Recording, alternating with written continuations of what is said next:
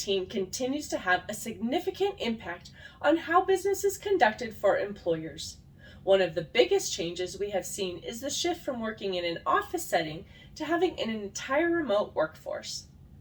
Although there are many benefits to having employees work from home, remote work has created tax compliance risks for employers.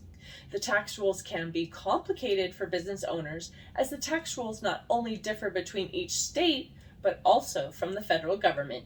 This makes understanding the system overwhelming, and it's recommended to reach out to your tax professional for assistance in understanding the rules that are in place and how your business may be impacted.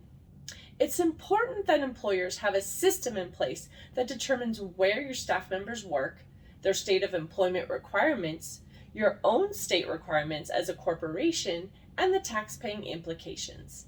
As a business, you should develop a system that keeps track of where your employees are located and create processes for how to handle their taxes. Most companies have policies in place for their traveling employees, but now that a majority of the workforce is doing remote work, there needs to be a process in place for your company's entire workforce. Although you may be certain of where your employees reside, please keep in mind you should have a system that continuously tracks your staff. For example, if a staff member chooses to relocate to a different state, then your tax position could change. By an employee changing to a new state, you may have new nexus and filing requirements that you wouldn't have had otherwise.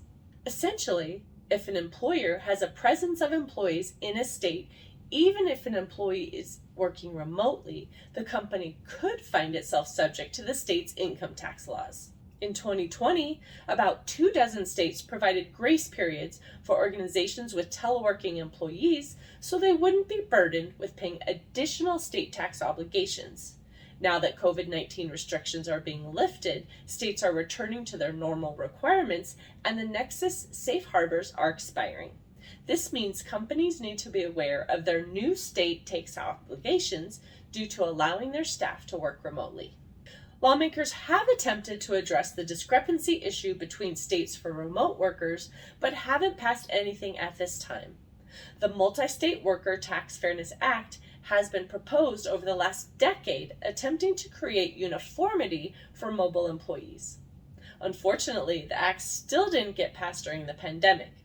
However, as tax compliance becomes a bigger burden at the state level, it is possible that lawmakers may address the problem again.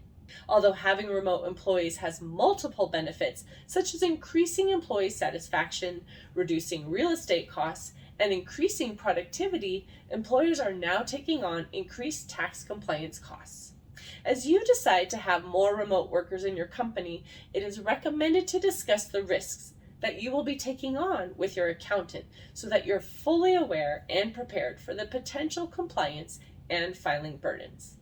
If you're considering changing to a remote workforce, contact me today at 310-534-5577 or contact@abandp.com, and I'd love to answer your questions.